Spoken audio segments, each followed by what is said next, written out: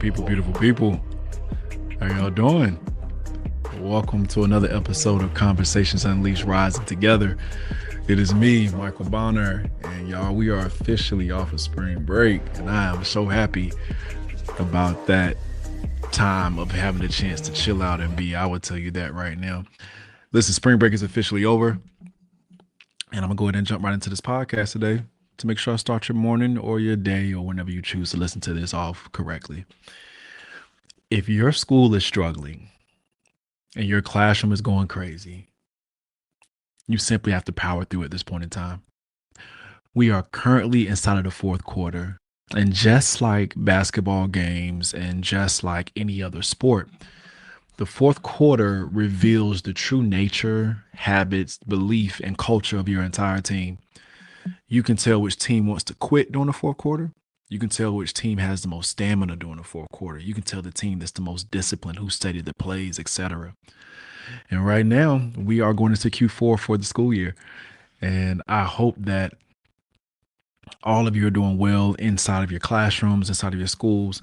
But even if you're not, sometimes you have to switch things up and go full throttle. There has never been a moment where I've had a perfect school year. Every year provides its own unique challenges. And what I want to share with you is that's okay. The best leaders that I know, the best educators that I know, are those individuals who can adapt and who can figure out what can I do differently to make my entire space better.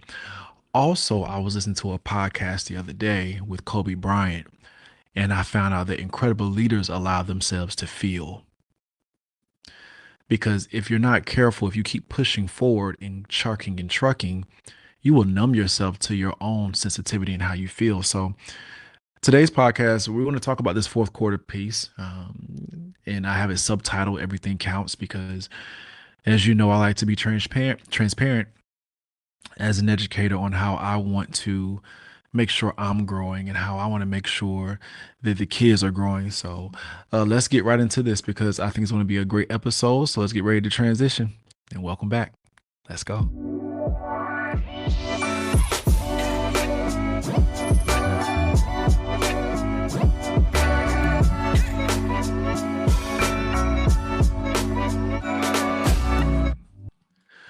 One of the reasons why I like doing this podcast, y'all, is because, if I'm honest,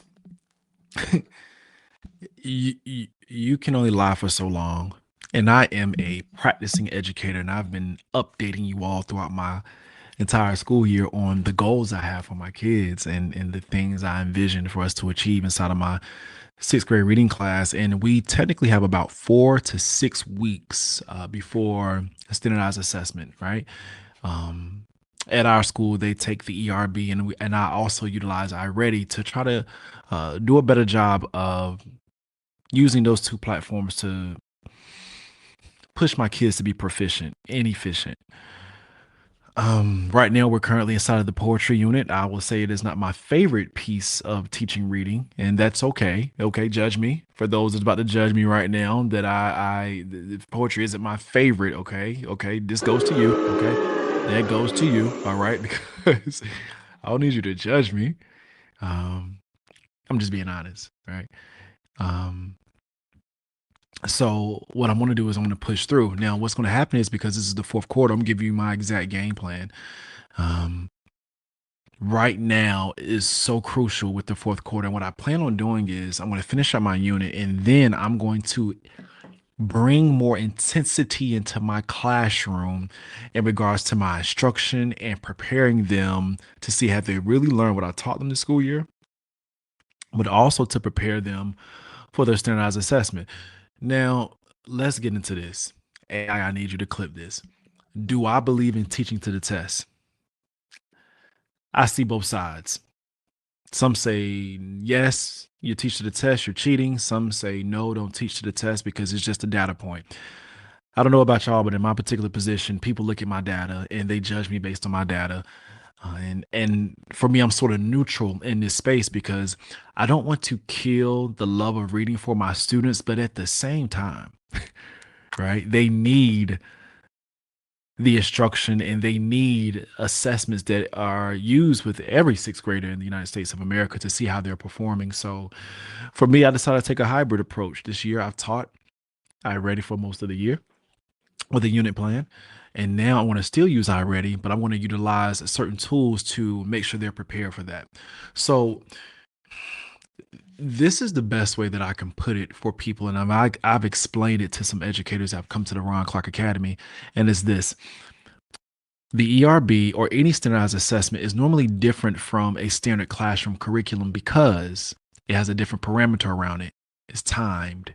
The questions may be different. The type of questions may be different. So if I say I'm an educator, I want to make sure that I am helping my students grow to the best of my ability. So what I want to do is I'm going to tell you the three things I'm doing now that we're off of spring break, to let you know for the 4 to 6 weeks how I'm going to amp up the instruction in my classroom, amp up the engagement in my classroom, to try to see if I can squeeze some growth from my incredible sixth grade students who I love so much. Shout out to you as well, fourth grade. So the first thing I want to do, everybody, is this. All right. Um, I want to utilize iReady, but I want to pair it along with AI, and I want to design certain prompts to allow the questions to be shaped like they come from the ERB. Now, what I am going to do is I'm going to shorten the length of my assessments because with the ERB, you have 4 to 5 passages, 6 questions per passage, and you have to do it in 40 minutes. So in this time, I want to be strategically trying to make sure that I can get my kids to grow, but also I want to make sure that they have exposure and quickly to whatever things that they may be facing when the real thing comes. And I think overall it will help with their comprehension and stuff as well. That's going to be important. The second thing, super big, I'm going to increase the level of discussion inside of my classroom. No more no more likes when they stand up and talk. Immediately sit down, right? And what's going to happen with that is hearing discourse in the class. Let's go this way. I don't think all podcasts are bad. I think a really good podcast will generate discussion because, but there's a difference. There's a difference between debate and discourse. Debate is, I want you to lose, right? Get out of here. Discourse is, let's share each other's thoughts and let's lean into it. And I think if not only just the education system, the entire world with all the chaos that's happening in social media, we can do a better job of having discourse with people and to listen to understand and not listen to respond. And in my sixth grade reading class, I think that's essential because students may read the text, but they are seeing it from different points of view and different lenses, right?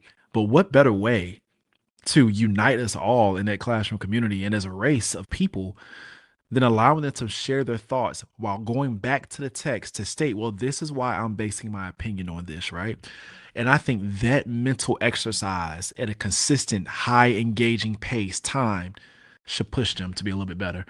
And the last thing, I want to preach this message to my kids because I want you all to understand that I'm going to go through all of this with them, right? What I'm going to do, our game plan.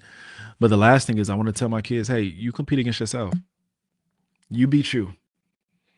I work at an incredible school. If I could name all my coworkers, I could. I wish I could. I can't. Right? Every single last person that I work with is talented in some unique and beautiful way. And I think one of the most dangerous things that we do in life is that we compare ourselves to others when we didn't grow up the same way as them. You may have grown up in a similar way. You didn't have the same experiences. You didn't have the same trauma. They may have informed how you or shift how you behave towards things. So with that, I would be setting myself up for mental suicide if I try to compare myself to people that I work with. I can't. I can't, right? So I preach the same thing to my kids that in life, y'all, the goal should be you have to beat yourself. Can you beat yourself where you were at? If you scored here in August, can you beat that? If you are here right now in April of 2026 by September, can you beat yourself from April 2026 by your discipline, your habits, your conversations you have? And framing it that way when it comes to performance, I found out has been very great. worked out very well. And I want to encourage y'all to do the same. Okay, I want to encourage y'all to do the same. So that is my goal. I want to make sure I drop this educational podcast for you. If you enjoyed it, listen, you can shoot this off to people on Apple, Spotify, YouTube, but I will tell you this right now. Okay, because y'all know I love being honest with y'all. Love being honest with y'all. I ain't gonna lie, this Sunday of this week, I was about to make y'all a podcast episode and say, hey, I'll be back. I'm gonna get us some break. Because I'm learning that oftentimes we all are walking and moving around each other, scrolling past each other's content, but you just never really know what people are dealing with in life and the pressure of it.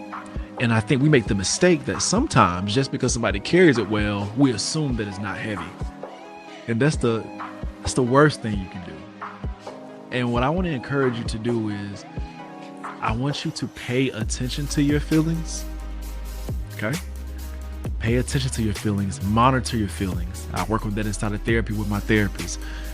But I want you to also practice on not always obeying your feelings. Right? Because I know Sunday I did not feel like making this episode. But I know this episode is going to bless somebody, a leader, a teacher, a parent, a student, right? And I want to encourage all of you to lean into that. We are human beings. Nothing annoys me more than seeing somebody preach against or talk against or debate against that simple fact. We need to recharge as well. We need to breathe as well. We need to rest as well. We need to go as well. We are human beings. Okay? Give yourself some grace. We're in the second quarter, and I firmly believe that 2026 is still going to be a great year. Have some of us taking some punches and stuff already? You bet your bottom dollar. Some of y'all are listening to this content and watching on YouTube right now, and you just trying to get some positivity in your life because your world seems like it's crumbling. And I hear you. I see you. And I love you. But I want to let you know that they used to say this back in the church that I was growing up. And I thank God, rest in peace to my grandfather who passed a year ago. He used to say and sing this song, trouble don't last always. Right?